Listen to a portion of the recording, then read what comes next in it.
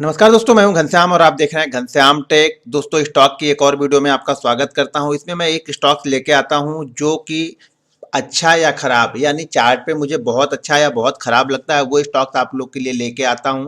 उसके एनालिसिस करता हूं, उसके बारे में आप लोग को समझाता हूं कि ये स्टॉक्स आपको कब लेना है, नहीं लेना है, होल्ड करना है या बाई करना है। इसकी विस्तृत जानकारी इस वीडियो में आपको दी जाती है। तो दोस्तों, आज का हमारा स्टॉक्स है जील।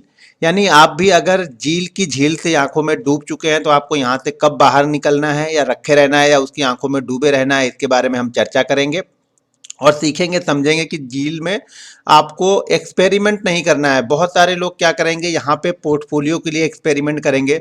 तो दोस्तों, बिल्कुल मत कीजिए। अब एक बात आप समझ लीजिए, अगर बड़े इन्वेस्टर यानी बड़े म्यूचुअल फंड वो अगर उस स्टॉक से निकल रहे हैं तो ये स्टॉक्स परफॉर्मेंस नहीं करेगा। हमारे और आपके जैसे छोटे छोटे इन्वेस्टरों से स्टॉक परफॉर्मेंस नहीं करता है। वो परफॉर्मेंस तब करेगा जब उसमें बड़े ट्रेडर, बड़े इन्वेस्टर, म्यूचुअल फंड, एफआईआई उसमें पोजीशन होल्ड करते हैं, उसके बाद ही चलेगा। तो देखिए, लास्ट वीक में जो ये स्टॉक गिरा, ये फ्राइडे के सेशन में स्टॉक्स गिरा लास्ट फ्राइडे को, और फ्राइडे के सेशन में गिरने के बाद में स्टॉक में थोड़ी सी रिकवरी जरूर हुई। जैसा कि मैंने बोला कि इसको आपको पोर्टफोलियो के लिए बाइंग बिल्कुल नहीं करना है। और जहां पर भी एक उछाल मिलता है, अपनी पोजीशन अगर आपके पास ऊपर की पोजीशन है, देखिए अगर आपके पास ऊपर की पोजीशन है तो जब भी उछाल मिले उस उछाल में पोजीशन को बेचने की कोशिश कीजिए, यहाँ पे निकलने की कोशिश कीजिए।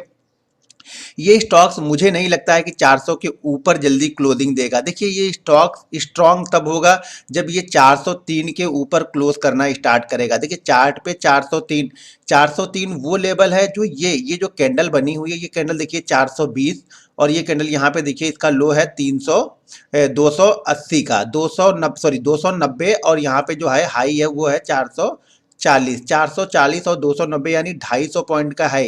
तो ये इसका कम से कम इस कैंडल का, इस बॉडी की मैं बात कर रहा हूँ, अगर इतनी बड़ी कभी भी गिरावट हो, ये गैप छोड़ दीजिए, गैप की तो मैं बात ही नहीं कर रहा हूँ, इस बॉडी की बात कर रहा हूँ। यहाँ से अगर इस बॉडी का ये 60% रिकवर करके क्लोज करता है पूरे वीक में, देखिए ये गिरावट एक दिन की है, मैं पूरे वीक की बात कर रहा हूँ कि अगर पूरे वीक में, एक वीक अगर स्टॉक्स को मिलता है, वो पूरे वीक में अगर उस बॉडी का 60% रिकवर कर ले, तो हमें लगता है कि शायद जो ये पैनिक है, वो पैनिक सिचुएशन जो है वो यहाँ पे ओवर हो चुकी है। लेकिन अभी भी ये पैनिक सिचुएशन बची है। बहुत सारे म्यूचुअल फंड अभी भी इस स्टॉक्स में है जो कि निकलने की कोशिश करेंगे। भले भले इसमें एफआईआई या बड़े जो रेटिंग एजेंसियां हैं उनके टारगेट आ रहे हैं 700, 800, 900, लेकिन उनके चक्कर में आप मत फंसिए। अगर आपको स्टॉक्स लेना ही है, देखिए ट्रेडिंग के लिए आप स्टॉक को ले सकते हैं, आप इसमें ट्रेड कर सकते हैं, कुछ अच्छा बाउंस बैक ट्रेडिंग के बाद अगर आपको मिलता है तो आप निकल सकते हैं, एक दिन 2 दिन की पोजीशन।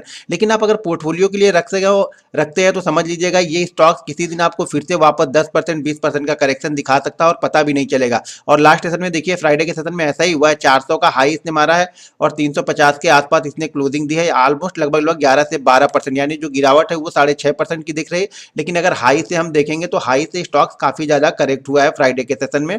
पोजीशन और भी कम हो रही, ध्यान रखिएगा, पोजीशन अभी और भी कम होंगी।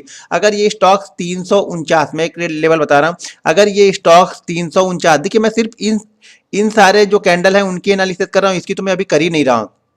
अगर ये स्टॉक 349 के नीचे अगर क्लोज करना स्टार्ट करता है तो आप देखेंगे एक बार स्टॉक ये फिर से 320 और 300 के लेवल टच करता हुआ दिखेगा।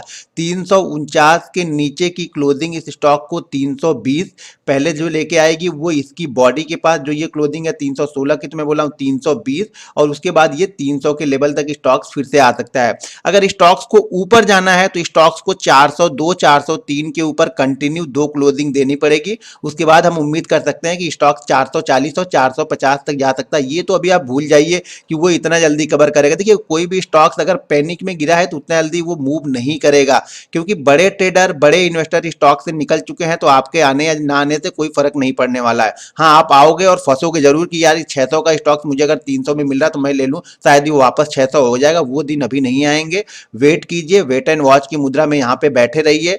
वो सिचुएशन जब बनेगी तब चार्ट पे दिखेगा तो मैं भी आप लोग को बताऊंगा, और बहुत सारी चीजें आपको खुद दिखना स्टार्ट हो जाएंगे।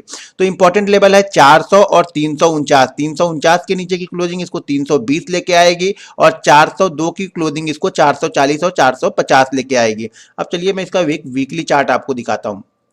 अब वीकली चार्ट में स्टॉक्स ने देखिए ऊपर जाने की कोशिश की नेक्स्ट वीक में। देखिए लास्ट वीक जो हमारा खत्म हुआ उसमें स्टॉक्स ने 5 दिन में कोशिश की, लेकिन क्लोजिंग आके कहाँ पे कर दी, जहां से इसने अपनी ओपनिंग की थी, यानी मंडे के सेशन में इसने जहां से अपनी ओपनिंग की थी। देखिए मंडे के सेशन का जो ओपनिंग है यहाँ पे वो देख लीजिए है 350 का है, और जो क्लोजिंग है वो 354 की है, सिर्फ 4 रुपए। यानी पूरे वीक में स्टॉक ने स्टार्ट किया और सिर्फ 4 रुपए का मूवमेंट दिया है मंडे से फ्राइडे के बीच में। तो मतलब स्टॉक्स में ये दर्शा रहा है कि स्टॉक्स में खरीदने के इंटरेस्टेड लोग कम है और सेल करने की मुद्रा यहाँ पे ज्यादा है। लोग यहाँ पे सेल करने के लिए ज्यादा तैयार बैठे हुए हैं झील में।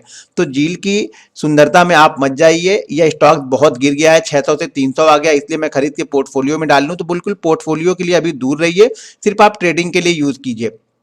चलिए इसको यहां से देखिए, आप यहां से मैं दिखाता हूं। तो इस स्टॉक, अगर मान लीजिए स्टॉक बाई होल्ड, अगर ये वापस ये तीन, देखिए ये 349 वाला मैं इसलिए बोल रहा हूं आप लोग को, यहां से समझा दूं कि ये 350 349 ये दिख रहा है, 340 से लेकर 349 के बीच में ये एक सपोर्ट है यहाँ पे। तो लेकिन ये सपोर्ट अगर ये 350 वापस क्लोज, देखिए एक बार इसने क्लोज किया वापस रिवर्स किया, अगर दोबारा वापस इस लेवल को क्लोज करेगा, नीचे की तरफ मूवमेंट करना स्टार्ट कर देगा, तो फिर स्टॉक्स वापस ये 320 और 300 वाले लेवल जो मैं दिखा रहा हूं वो लेवल है, शायद उससे भी नए लेवल भी आपको दिखा सकता है।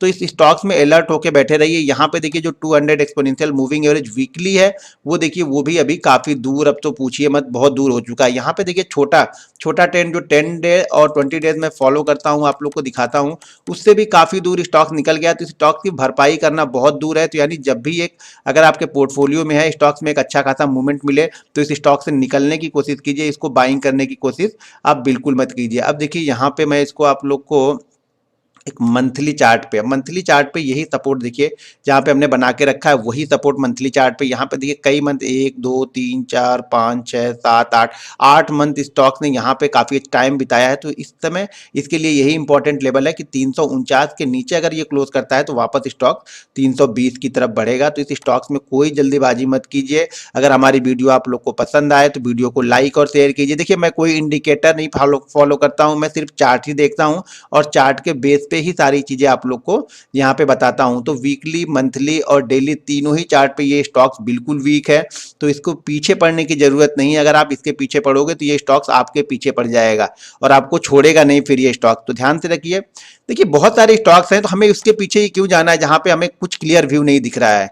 तो यहाँ पे कोई क्लियर व्यू नहीं है, भले वो चंद्रा साहब ने आके कुछ कंफर्मेशन दी है लेकिन उससे कुछ फर्क नहीं पड़ता है। जो कर्ज तो कर्ज ही, अभी भी 12,000 करोड़ का कर्ज है वो बना ही रहेगा। और कब तक आप उसको वेट करके रखेंगे, देना तो है ही है आपके पास में, और उतनी इनकम नहीं होगी तो आप उसको दोगे कहाँ से। तो दोस्तों ये मेरी झील की वीडियो थी। अगर वीडियो पसंद आए तो वीडियो को लाइक और शेयर करना बिल्कुल मत भूलिएगा, और नए मेहमानों से रिक्वेस्ट है कि चैनल को सब्सक्राइब करके जाइएगा। मिलते हैं नेक्स्ट वीडियो में। जय हिंद।